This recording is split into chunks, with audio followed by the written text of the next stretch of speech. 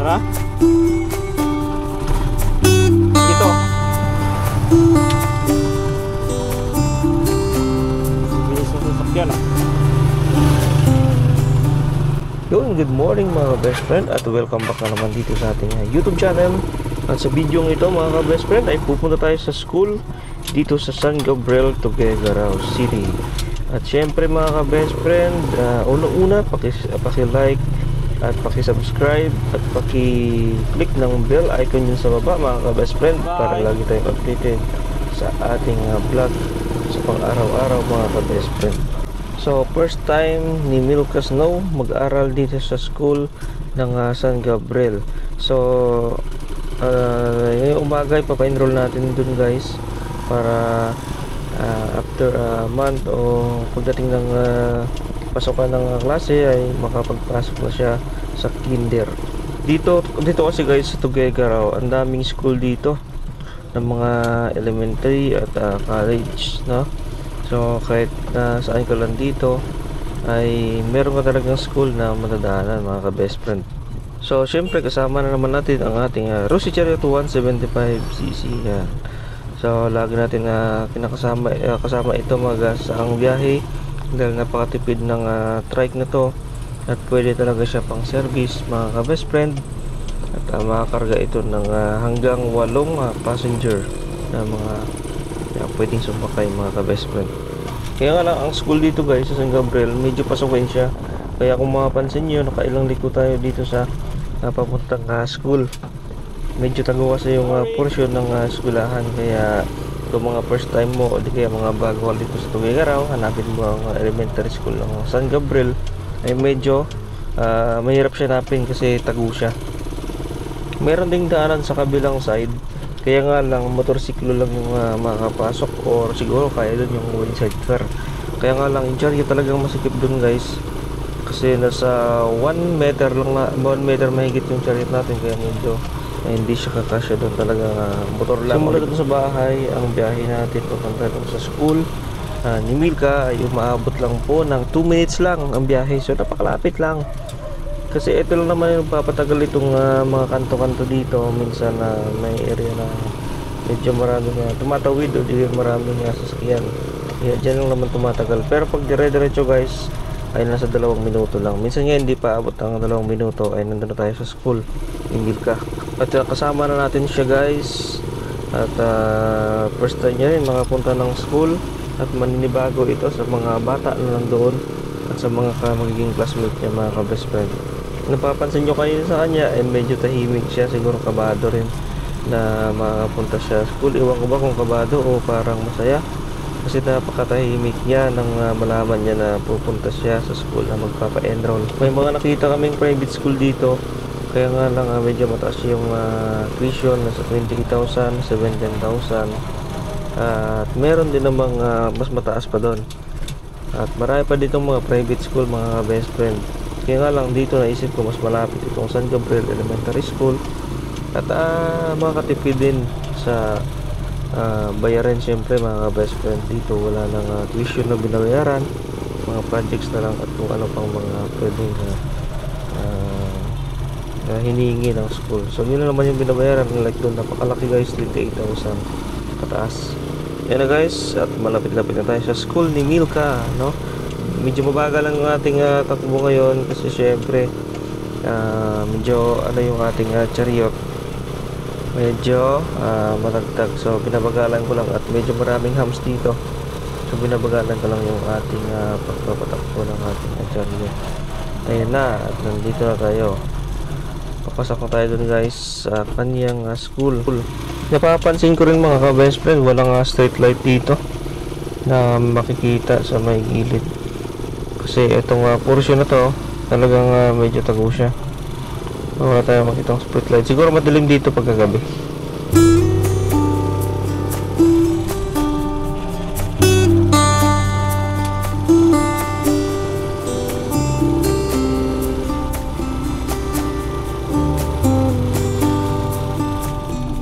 Yan na guys, at nandito na tayo sa school ng San Gabriel Elementary School, no? So doon tayo pa-parking sa unahan. At syempre mga ka-best friend, ay wala gaanong estudyante tayo nakita sa labas dahil pasukan na pala, so nandun sila sa loob ng kanilang room. So yan, so pupunta na tayo dyan mga ka-best friend. Ha? Lapit-lapit pa lang eh. Siyempre umikot tayo. Papa, may school ba ito? Ano? Papa, Wala sa principal's office?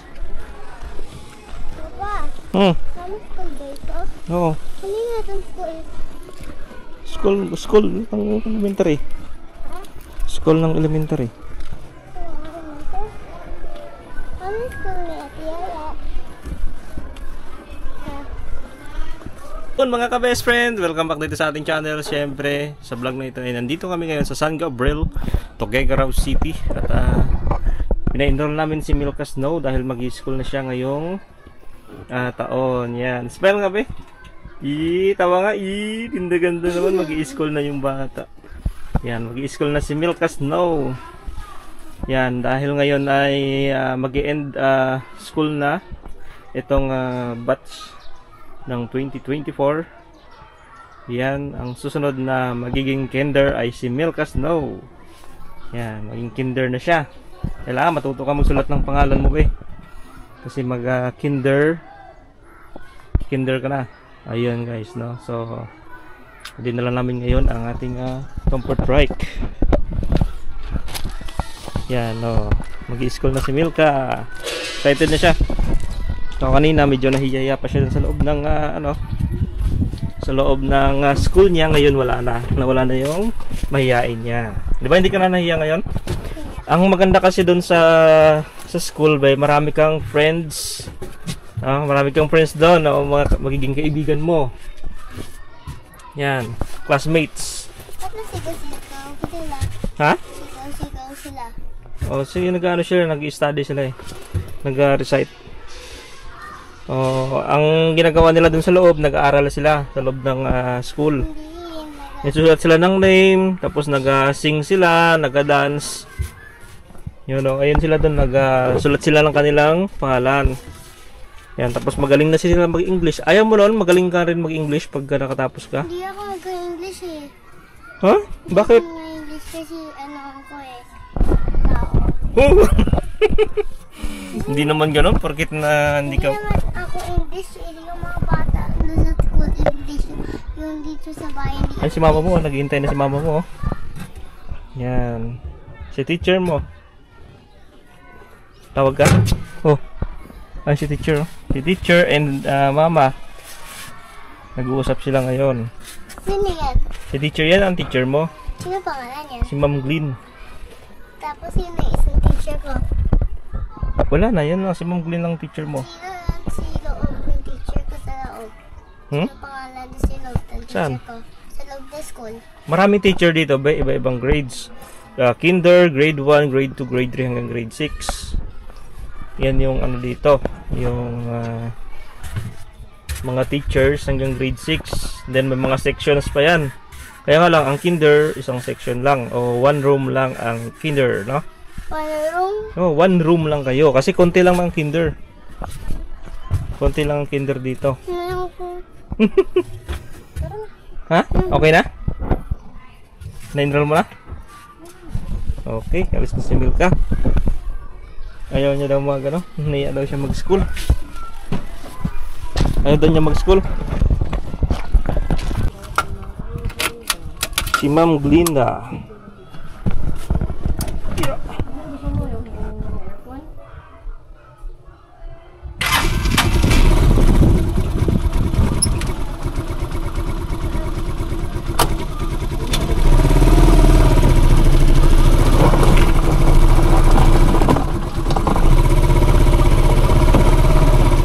Ayan na mga best friend, at pauwi na kami ng bahay. Dito rin sa Barangay San Gabriel, malapit lang din mga best friend. So tapos na siya mag-enroll at pinasa na namin yung kanyang birth certificate, live birth. At yun na naman po ang hinahanap pagka nag-enroll tayo ng ating bulilit dito sa kinder, no? So hindi naman sila maigpit dito sa public school. At mga galang din yung mga teacher dito sa San Gabriel mga ka-best friend, mabait. Kaya mabilis lang sila kausapin. No? So yun mga ka-best friend, at pauwi na tayo kasi marami pa tayong gagawin dun sa bahay. Marami pa tayong sikasuin at may ibang lakad pa tayo mga ka-best friend. Pasukan dito mga ka-best friend by June na pala. So next next ang pasukan, obligan na tayo dito. Dito na tayo lagi maghatid ng ating estudyante mga ka-best friend. So yun mga ka-best friend, ang inyong chariot ay alagaan nyo lang lagi sa langis. Maintain nyo lang po yung kanyang mga gear oil. Ang gear oil niya sa kanyang differential, gear oil niya sa kanyang high and low, at ang kanyang atras abante.